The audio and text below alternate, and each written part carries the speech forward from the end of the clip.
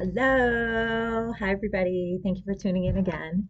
Um, I'm Barbara Kobas. For those of you who don't know me, I'm a serial entrepreneur, mom, wife, churchgoer, businesswoman, mother of twins, all that fun stuff. Today, I'm excited to talk to you guys about the latest. There's two books that I just finished, and I am like a not a great reader. I'm an incredibly slow reader, but I am a great audiobook person. So I'll tell you kind of my reading routine that works for me and keeps me on top of things. And I would just encourage any of you, um, be loud, the phone keeps ringing.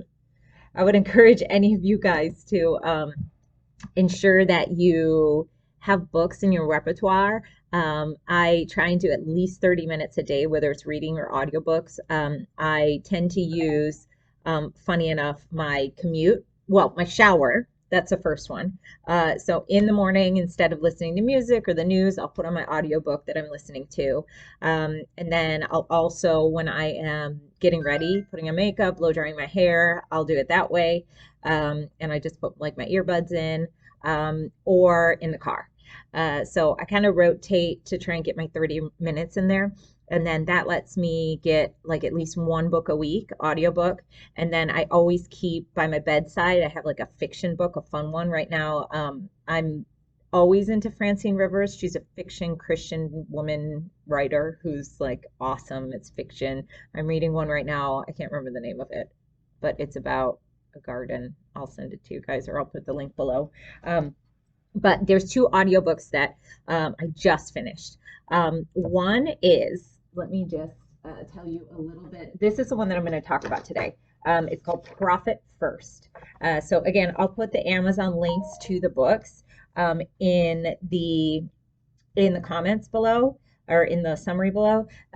But please make sure that you guys, I don't know if you knew, but there's this like free resource where you can get free books, free audiobooks all the time, 24/7.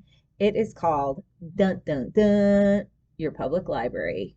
I'm a huge public library person. Miami-Dade County has an amazing public library. So I just go, they have an app that's called Libby that you go get your library card, you download the app, you put your library card onto the app, and you basically can get any book for free on demand. You don't have to pay Audible. You don't have to do any of that stuff. And Profit First was such a good book that now I'm buying it because I want to see the physical hard copy and take some notes on it. So I want you guys to really look at all your resources out there, and you don't necessarily have to spend money or fill up your closets with books or Goodwill with books to keep your brain moving and fed. Okay, so the first book I am going to talk to you about is called The Big Leap. So a amazing friend of mine, Irene, she recommended this book to me. We were just like sitting on the patio drinking wine, and she was sharing with me the details of The Big Leap. On the cover, and I'm a super visual person, so on the cover of the book, and that's why I want to show it to you, because my memory does not serve me very well. Um, Hang on, hang on, hang on. I want to show it to you. And of course, I can't find it. I'm going to put a picture of it below. Don't worry. The Big Leap is by Guy. Oh, I'm going to butcher it. Sorry. The Big Leap. Conquer your hidden fear and take your life to the next level. Guy Hendricks. So basically, the premise of this book, which I found like so incredibly, sorry, his name is Gay. It's not Guy. Gay Hendricks. The premise of this book is really interesting because what he talks about is the difference between living in our state of excellence and our state of genius. And for me, I just keep on chewing on this thought. And the thing that I loved about his writing is he's a psychologist and he has a lot of research that he references. So those books are like my obsession because it's backed up by data. So he talks about psychology, he talks about experiments, he talks about people that he's worked with and counseled. And basically when we're high achieving individuals and we're striving, we're living in our state of excellence. But as we try and move up to that state of genius, and we all have states of genius, that's really, in my perspective, to each his own, but in my perspective, it's doing what God intended me to do, the work that I intended to be doing. And so he talks a lot about how we as human beings self-sabotage. So we're living in our state of excellence and everything's going well. And then we seal this big deal with a new client that we were so excited about. We're in our zone of genius. We're growing our team. We're talking about how we're going to expand. And then we make a really stupid financial decision and sabotage ourselves. Or we get into a fight with our business partner and everything starts to crumble. So we have this innate ability, and the research is there, and it's proven that time after time after time, people start moving into their zone of genius. And instead of living in that zone, they sabotage themselves and they do things consciously or unconsciously to prevent themselves from having the success that they're actually supposed to be having and intended to have. So it's a really deep and interesting concept, because I just had something happen the other day and with my husband. We were reflecting, I was reflecting, it was some like really exciting thing that we went out to dinner to celebrate that had happened in one of our businesses. And then we got into like a massive fight. And I was like, man, how crazy is this? That we just, and it was like the stupidest thing, but it was a perfect example of sabotage. And it's also that time when somebody pays you a compliment and somebody says, oh my gosh, you look so beautiful in that outfit. And we go, oh, like this whole thing, it's not nice, da da da da da. And we start to demean ourselves, because instead of accepting the compliment and accepting the goodness that's blessed our lives, we just immediately begin to belittle it. So the big leap, Gay Hendricks, I didn't have that as smooth in the beginning as I intended.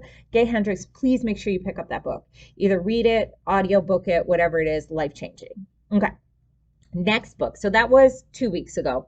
The book from last week is this one called Profit First. My friend also, Irene, rockstar Irene, recommended it to me.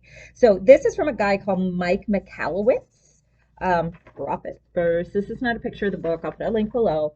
But this is such an interesting book for entrepreneurs. We've done, I was in the finance world when I was in corporate America, understood doing, forecasts and budgets and everything like that. And then when I moved into the entrepreneur world, all of a sudden you have to learn accounting, which is crazy complex. And when I went to a minority, growing minorities in business program at Dartmouth, I was completely overwhelmed by the accounting portion. I remember coming away from that couple days there and going, oh my gosh, I need an accounting tutor. And then we did a program with Keith Williams, who we met through Tony Robbins, and in Measured Results Accounting, Byron McBroom, who they gave us some really good guidance and some really good counsel on accounting-based decisions. So we went from this like basic baby steps that I had in the finance world to this crazy overwhelming accounting, feeling really, really stupid. And then the Byron and Keith really became a middle ground for us. And now this Profit First is like taking off. So as an entrepreneur, one of the things that you will experience, or as any business owner, you're going to experience, and this is what Mike talks about, is that accounting is very confusing. And no entrepreneur has time to do the things that the accountant's going to ask you to do, doing your forecasts and your balance sheets and doing the projections of your cash flow, that any entrepreneur who's like moving at a high speed and trying to make money, all they're doing is looking at their bank account, which this is true.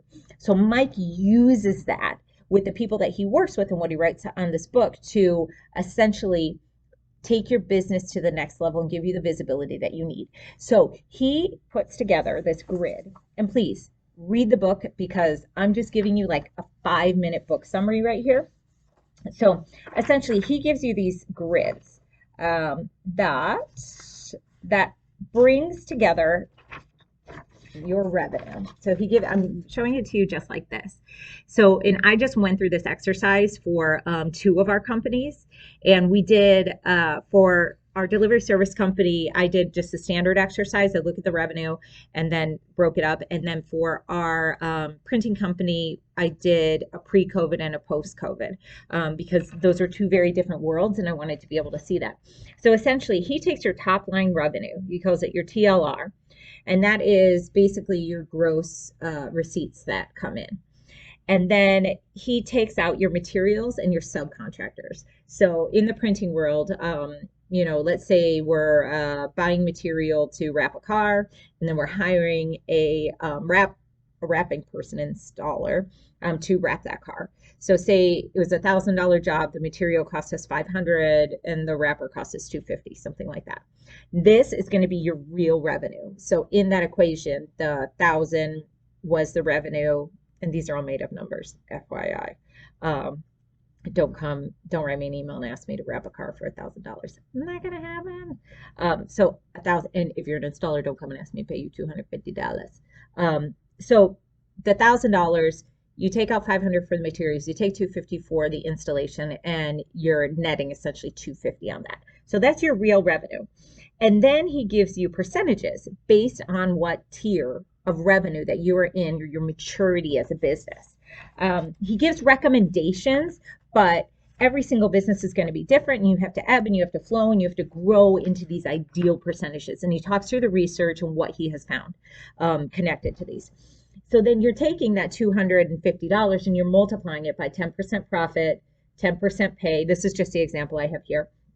15% taxes, and 65% operating expenses. So your operating expenses would be like paying for your email platform and your lights in your building and your, all the things that are your trash pickup, normal things that buying pens and pencils and paper that it costs to do business. It should be 65% of that $250. So it's a very, very interesting concept because he's essentially saying that as an entrepreneur, we tend to pay ourselves last. And I was like, bomb dropped, mind-blowing moment for me that it's so true. And many entrepreneurs get themselves into trouble because they come to the end of the year and they have used all of their profit on their operating expenses or on their taxes, and they get hit with this massive tax bill and what they thought was going to be their profit going into their pocket. And then they're like, I'm paying myself this measly little salary because my accountant told me to do it.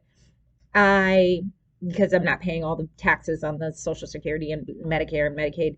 I'm paying myself this measly little salary. I'm bringing in all this revenue.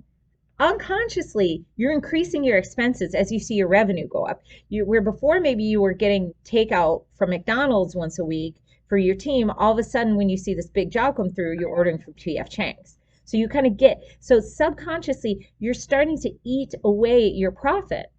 And so even though the job went from $1,000 to $10,000, you're spending that differential of the $9,000.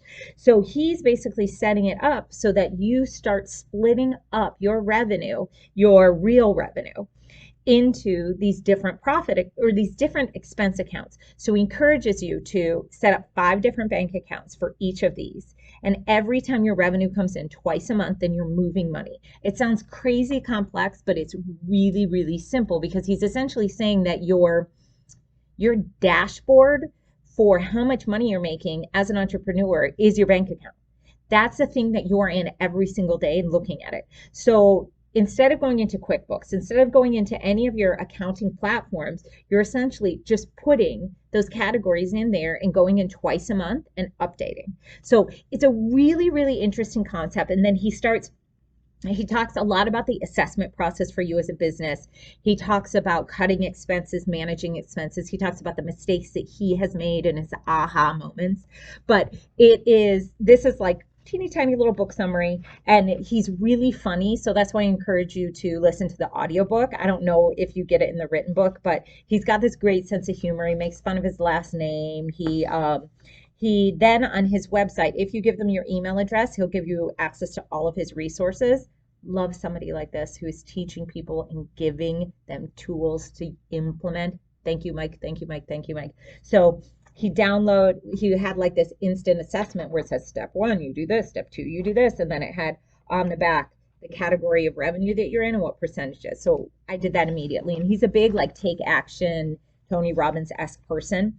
And then he also gives you a one sheeter, which says, this is what your behavior is going to be once, daily, every 10th and 25th, every quarter, every year. Gorgeous.